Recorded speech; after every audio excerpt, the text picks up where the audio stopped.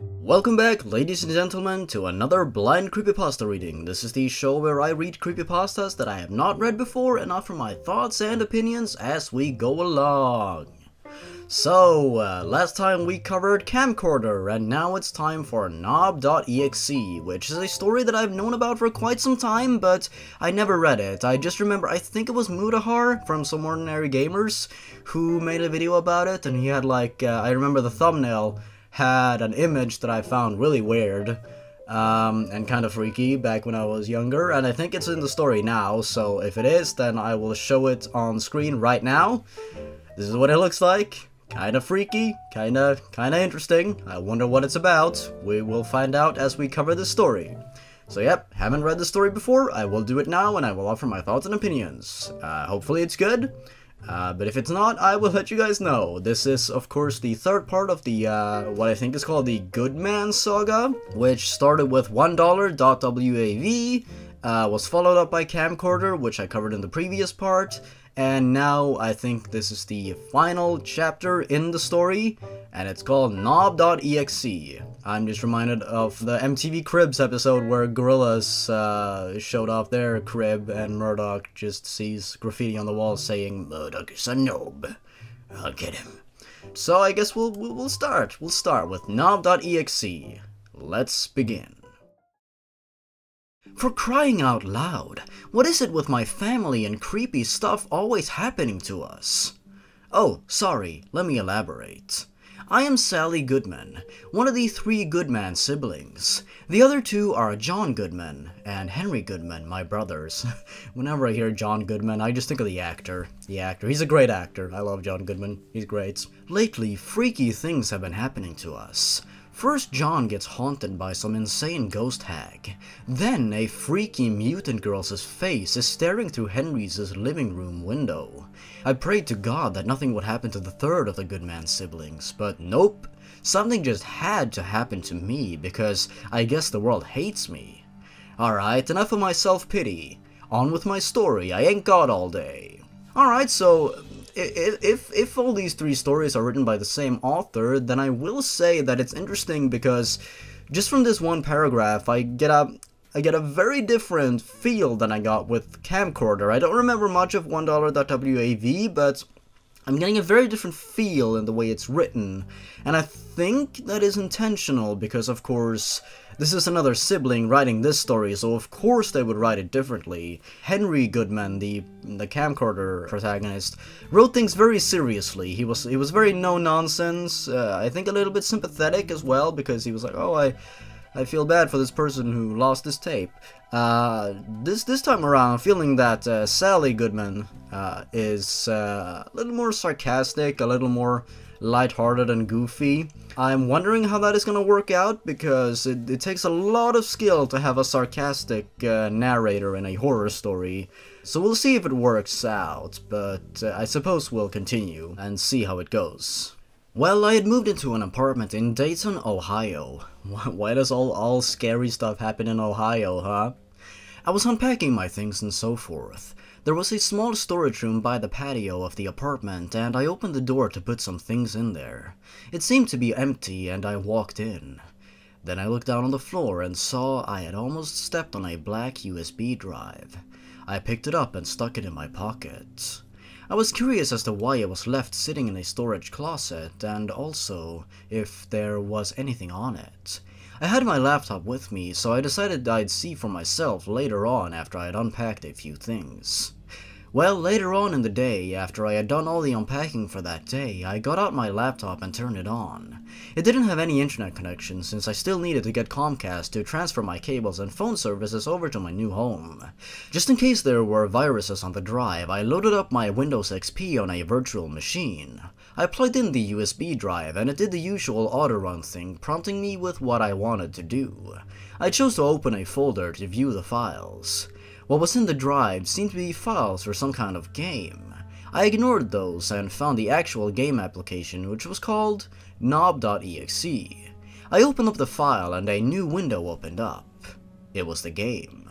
It seemed to be some kind of 16-bit platformer game. You controlled some stick figures thing and guided him through the levels. There was no title screen or anything, it just went right to the first level. Okay, so if I remember correctly, the first $1, the $1.wav, sorry, was about a creepy sound file. So, and Camcorder was about a creepy video tape. And this one seems to be about a creepy 16-bit game, so I guess each installment in this trilogy deals with a different aspect of technology, I suppose. Because, as you all know, technology is evil and nature is the way to go. No, I'm just kidding, I'm reading way too deep into this. That's a little bit interesting, you know? 3 different stories all dealing with different aspects of technology. I'm a little bit weirded out that there's just this random game on a USB stick. We'll see how that works out, but we'll continue. The level was some city streets or something, and you had to avoid the traffic to get through the level. The really weird part was every now and then someone walking along would notice the stick figure and scream bloody murder. The stick figure would then proceed to grab the person and strangle them to death. I got through the first 4 levels, but then I got to the 5th level. Instead of a city street, the stick figure was standing inside a storage room. My heart skipped a beat when I realized where I was. It was a perfect 16-bit replica of the storage room I had found the USB drive in. Without me even moving him, the character walked over to the door and opened it. He went outside and the scene transitioned to another familiar place, the patio just outside my apartment. Out of paranoia, I looked out through the glass door leading out to the apartment patio, and to my horror, somebody was there. It was the most disturbing creature I'd ever seen. He was completely naked and hunched over like a gorilla. He was horribly skinny and so pale it looked like he'd never seen the light of day in his life. Black fur grew along his spine. His face, he wore an expression of unspeakable malice and insanity. His mouth was 2 times the size of a normal human's mouth. His teeth were huge, and his evil smile stretched up all the way to his forehead. He had long black hair that drooped down to his shoulders. He had claws longer than his fingers, and they looked sharp enough to cut my head clean off. Then, the thing I dreaded the most happened.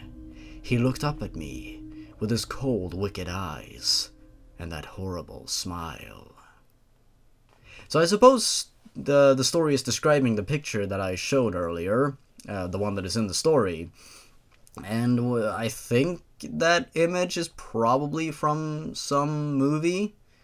It seems that way. And I mean, the picture itself, of course, I think has been a big part in making the story very popular, because it has over 100 comments on the Creepypasta wiki, and I'm sure a lot of people know of this story.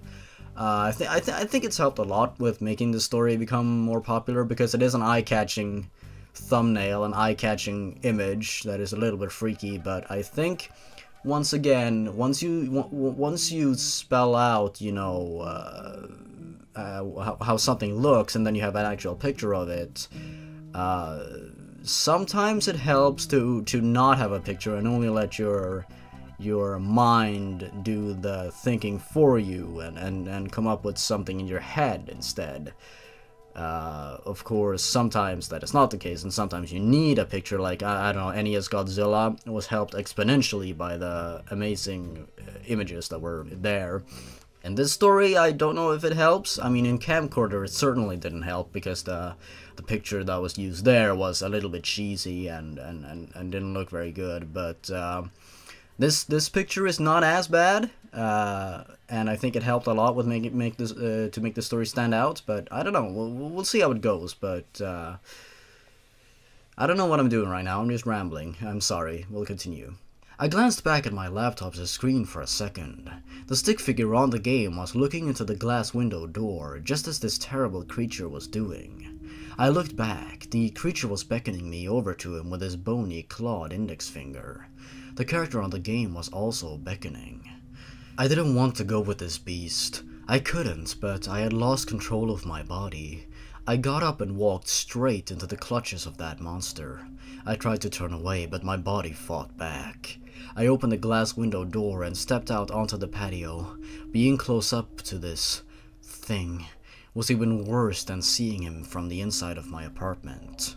He held up a map for me to see and pointed out some directions with his wicked sharp claw. Then he held up that claw to my throat. He sliced. I woke up with a start, sweating and breathing heavily, heart pounding against my ribs like a hammer. It was just a dream. After a while of just sitting there, I calmed down. It seemed I had fallen asleep sometime while playing the game. I guess it made sense. I had been having trouble sleeping the past few nights and was probably tired. I looked at the laptop screen.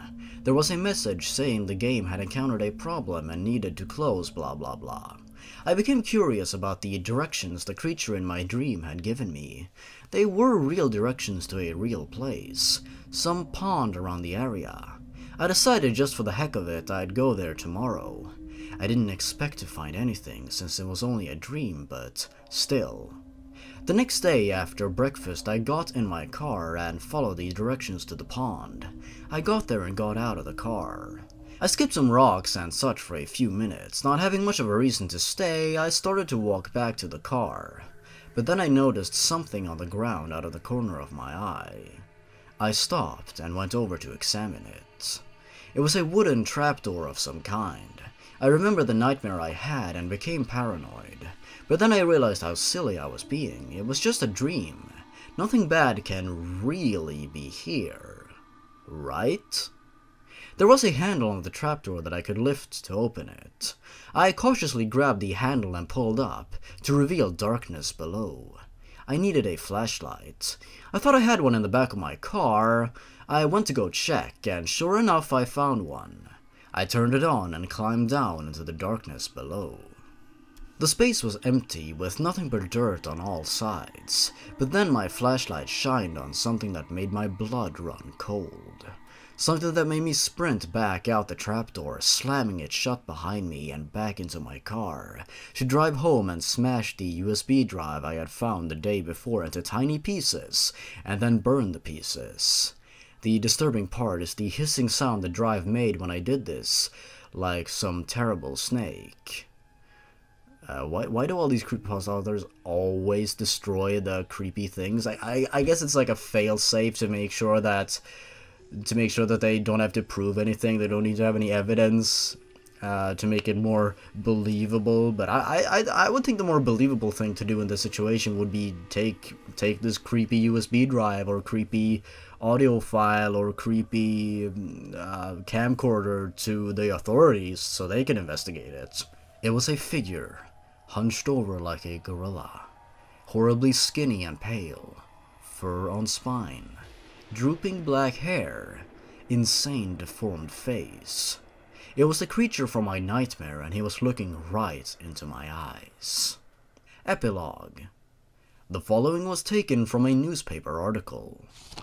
Several sightings of a horribly mutant humanoid figure wandering the streets of Ohio's cities have been reported. The supposed witnesses describe it as being a pale figure hunched over like a gorilla, having black fur along its spine, vicious claws, long black hair, a terribly large mouth, and an expression of pure malice and insanity. Some witnesses report seeing it strangle people to death, seemingly at random. It would be easy to dismiss these claims as some sick joke, if it weren't for the sudden and mysterious deaths of several people. Every person who died has been identified as being strangled to death. Comments, and this is part of the story, these are not the comments on the Creepypasta wiki. John Goodman says, "Hey Sally, thanks for sending this to me. Sigh, more of this creepy crap. I've never been superstitious, but I'm seriously starting to think we're cursed or something. This chain of freak shows that's been going down lately can't just be dumb luck." Henry Goodman says, "Yeah, we seem to be attracting the paranormal like magnets.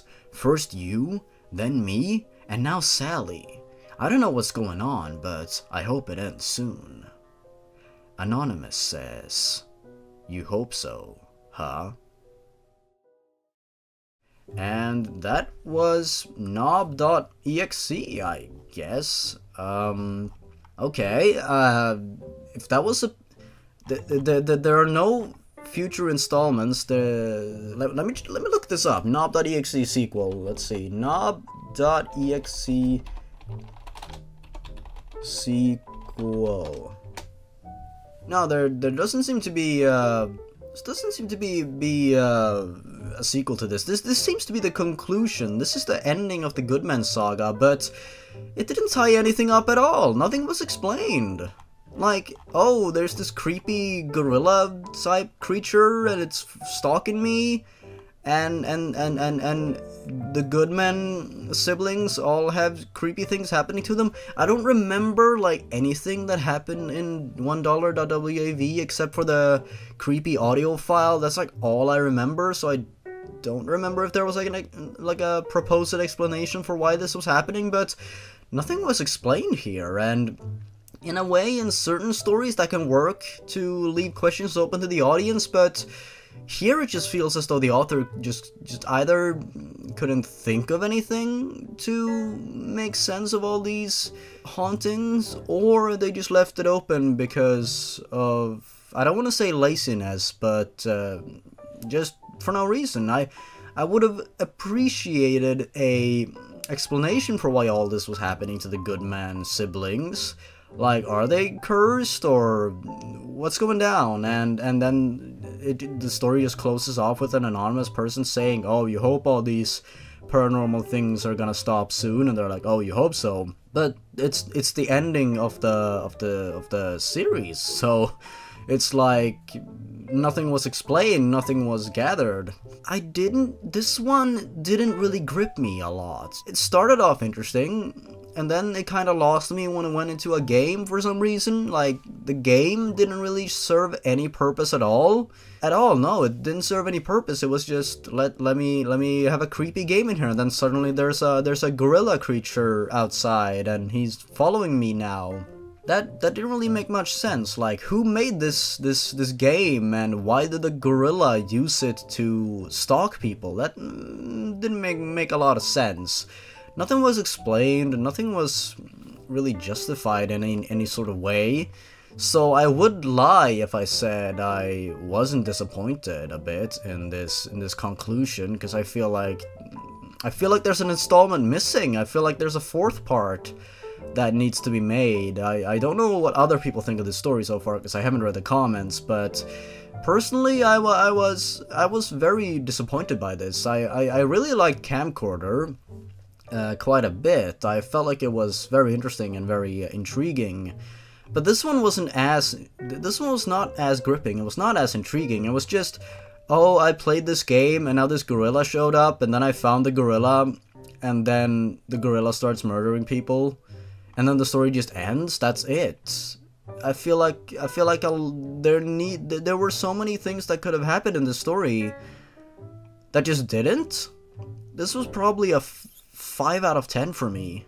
I mean, it wasn't horrible. It did have some fine writing there, and I enjoy the concept of a creepy gorilla creature walking around, but other than that, it just stopped. I felt like the story just stopped and didn't offer any sort of explanations or anything. So I'd give this a 5 out of 10. Very average, very average. And I'm sorry to say that. I wanted to like this story because I know it's quite popular, but I didn't find it very interesting. I just found it to be... It doesn't even feel like a conclusion to the saga. It just feels like, oh, I'm bored now, let's stop. So let's take a look at the comments and see if I will get a billion dislikes on this video and people getting mad at me. We'll see. Oh, Hates Trolls shows up once again, as in the last story. Would a newspaper article really explain it like that? It will be something more like, several sightings of a serial killer have been reported. He has been seen around downtown, and so this Hates Trolls describes it as being more accurate, because yeah, that newspaper article felt very dramatic.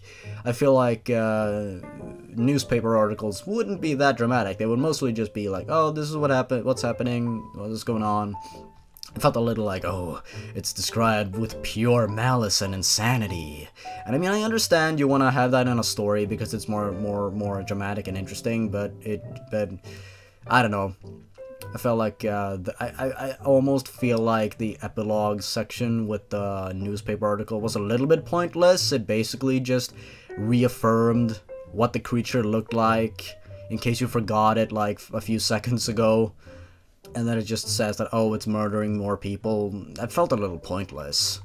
EllieDude55251 says, wow, I like all the installments. I hope who wrote this fiction story makes more. Yeah, there seem to be a lot of people who want a sequel, which I do too. It feels like this wasn't a conclusion at all. It seems as though most people who are giving this story like 10 out of 10 or 8 out of 10 are just talking about the picture, which again reaffirms what I said earlier, that I think the picture helped a lot with making this story be more well known. So it seems as though, yeah, a lot of people seem to be positive towards this story, which I totally respect. I understand that horror is subjective, and I totally understand why people would like this. I'm sure if I was younger and I would have read this story, and I didn't really need a lot of explanations for stuff, and I didn't really need everything explained to me, I think I would have enjoyed this story much more if I was like 13, 14 or something like that. But now that I'm 19 and I have more of a critical eye and I am more critical towards stuff, I feel like a lot of the story was lacking, and I feel like the conclusion was a heavy disappointment. But that's just my opinion. Of course, you are welcome to have your own opinion. I much preferred Camcorder. I felt like that one was much more creative, much more interesting, had many more interesting and fun scares, like, you know, seeing the girl in what seems to be the TV and then it turns out to be the window. This one didn't really have much of that. It was just, oh, I look out the window and there's a gorilla creature, and then I found the gorilla creature. You're fully within your right to like this story. I completely understand why you would. I just found it to be very average. I think the story was helped by the picture to gain it notoriety and interest, but other than that, I think the story itself was a little bit of a letdown, but that's just my opinion. So I hope you enjoyed this video. I hope you enjoyed my reading, and I hope you will have a fantastic day, my friend. So thanks for watching, everyone. Stay awesome. Goodbye.